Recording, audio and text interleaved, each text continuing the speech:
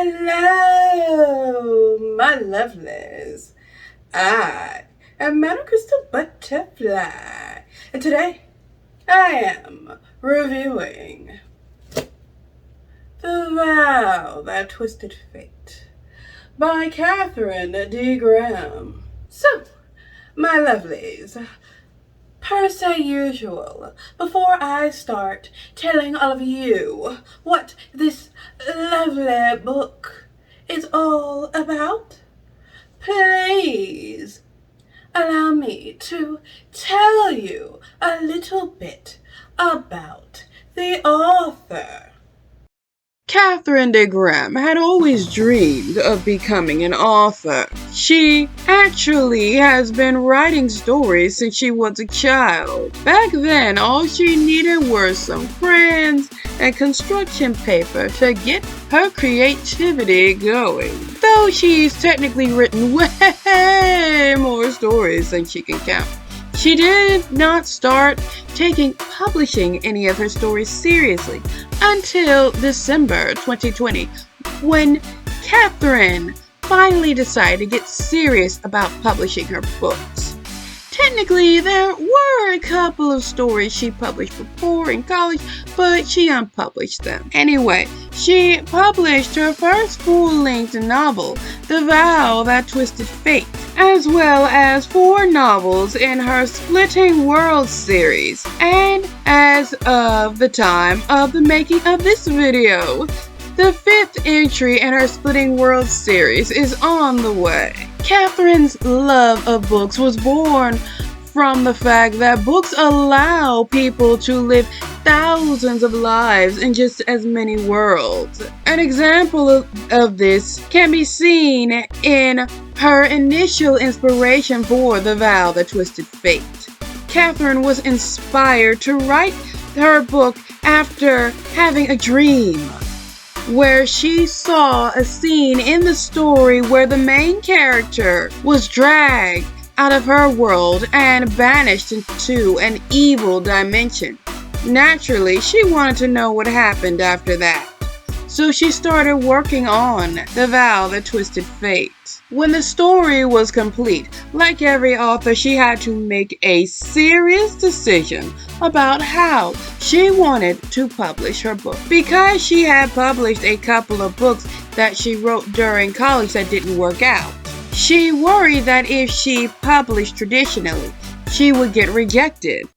So instead of just jumping headfirst into the world of publishing, Kathrine decided to invest in a mentor who taught her the ins and outs of publishing so that she knew the best way to publish her book. In addition to her doing a little bit of research on her own. When she finally did publish her work, she was grateful that she faced her fears and finally put out her book. I too am very grateful that she faced her fears and published this lovely book, because otherwise I would have missed out on getting to read an interesting story. Alright, my lovelies, it's time for me to tell all of you what exactly is The Vow That Twisted Fate all about.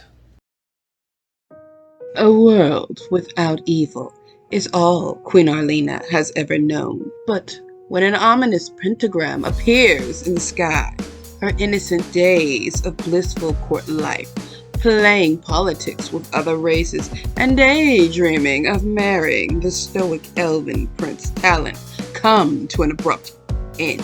When an eerie, familiar phantasm warns her of the imminent collision of a parallel world ruled by an ancient sorceress, Arlena must confront the true nature of not only her own world, but her very existence. calling a company of legendary dwarven warriors forward into her time.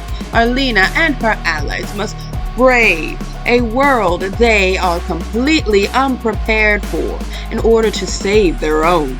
Will the naive queen and her companions be able to stop the invasion without being forever changed in the process?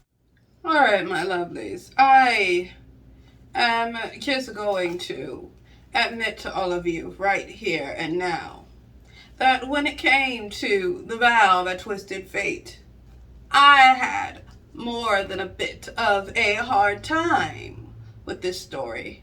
You see, there were just so many things that I liked about it.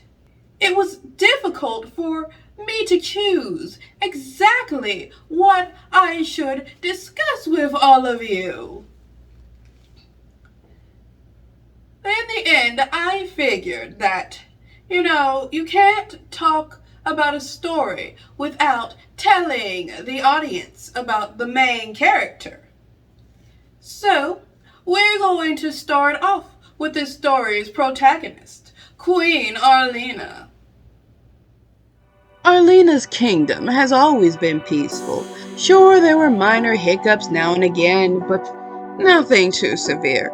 Until one night when she encounters a spirit who looks just like her, tells her someone is coming after her, and gives her a knife. So, still nothing too serious to start worrying about. Later, when Arlena has to handle making sure an emergency harvest goes well because there is suddenly some unusually cold weather rolling in, and the farmers have an understandable fear that many of their crops will be lost if they don't act immediately. During the harvest, out of nowhere, a centaur princess is murdered by an imp. The imp tries to hurt Arlena as well, but it ends up getting killed. Sometime after that, they learn that the evil queen, Maedra, from a war fought many years ago, is back. And Arlena is going to have to hit the ground running if she wants to stop her.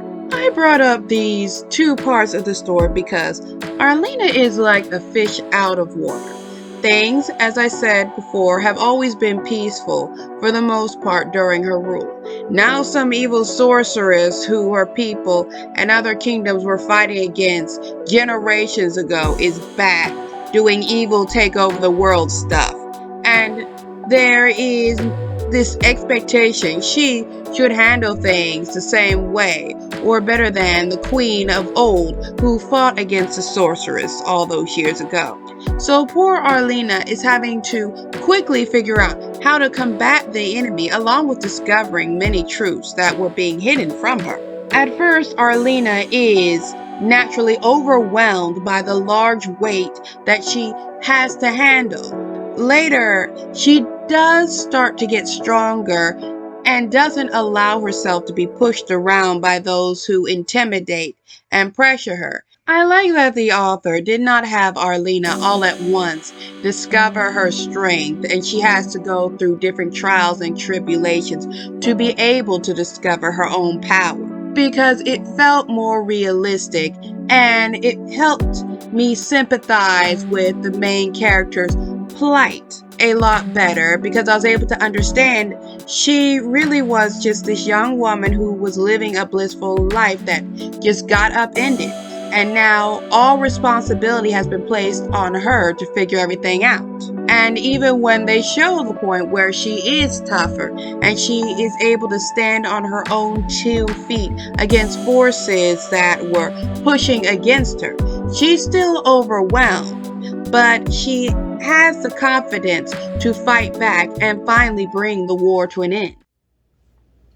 My lovelies, the next thing I would like to discuss with all of you is how Kathrine portrayed the elves in her book. Now, I don't know if this happens frequently because of how Tolkien wrote the elves in his book. But a lot of times, obviously not all the time, but a lot of times, authors will usually portray elves as these brilliant, ethereal beings who know all and are beyond reproach, incapable of making any mistakes. And the fact that Kathrine showed that her elves in her book were flawed, but they want to pretend to be these brilliant, brilliant creatures that nobody's smarter than them, made them a bit more human and also made them a lot more fun to read about. To give you all better perspective into what I mean by Kathrine handled her elves differently, let's take a quick look at Elf King Theoden. Now, before you even meet the Elf King, it's hinted at that he is more than a bit of a prick. And by the time he makes his appearance, it doesn't even take a few minutes to realize that he is clearly more than a bit of a handful to deal with. He actively does things to intimidate Arlena, and he even has the audacity to forcibly peer into her mind.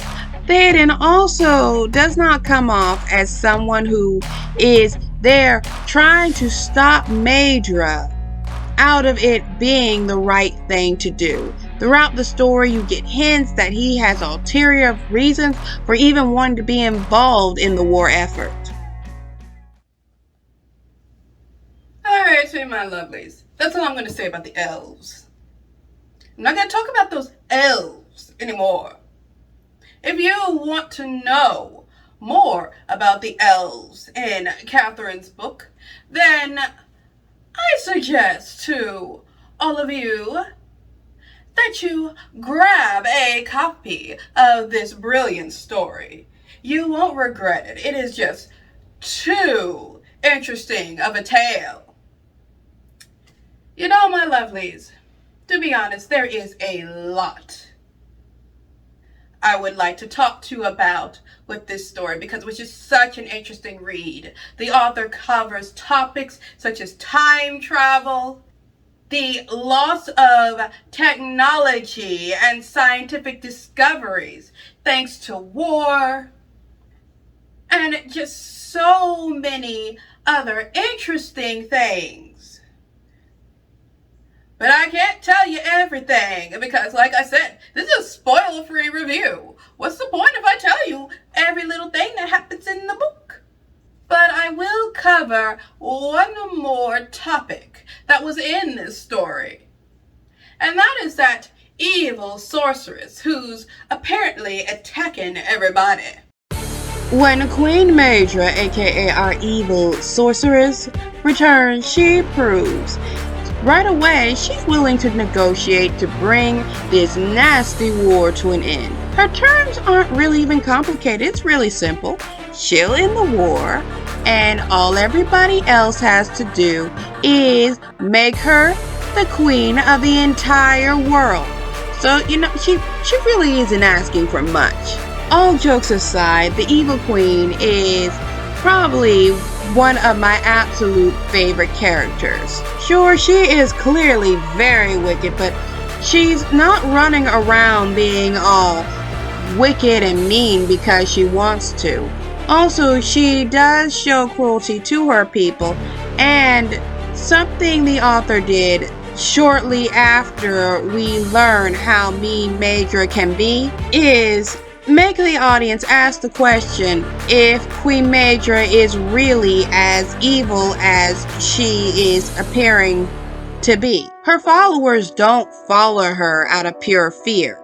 They have a lot of justified reasons to rally behind her that also will make you ask questions about the so-called good guys. I really like the fact that Kathrine did this because not letting everything between opposing forces be black and white and showing that the conflict in the story is a lot more convoluted than it initially appears did make everything way more entertaining.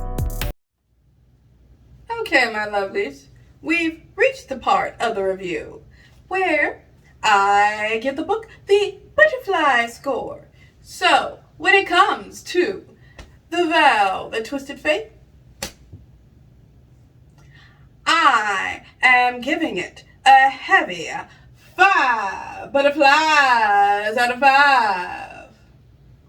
My lovelies, this story is just simply amazing. A real page turner. You can't wait till you get to the next chapter because you just want to find out what happens next. So I kid you not when I tell you, you be doing yourself one heck of a disservice if you do not grab a copy of this amazing book. Now, my lovelies, there is one more thing I do need to tell you, and that is that Kathrine has a YouTube channel where she gives fantastic advice for those who wish to publish their books, along with really fun author interviews. And I do suggest you check out her channel. It is just really fun to watch, and she's got a lot of good stuff cooking over there. My lovelies, if you made it to this part of the video, first I would like to say thank you, and please give it a like, leave me a comment, and if you have not yet, swipe the subscribe button like it owes your money, and don't forget to give that little notification bell a ring. And with that, my lovelies, this video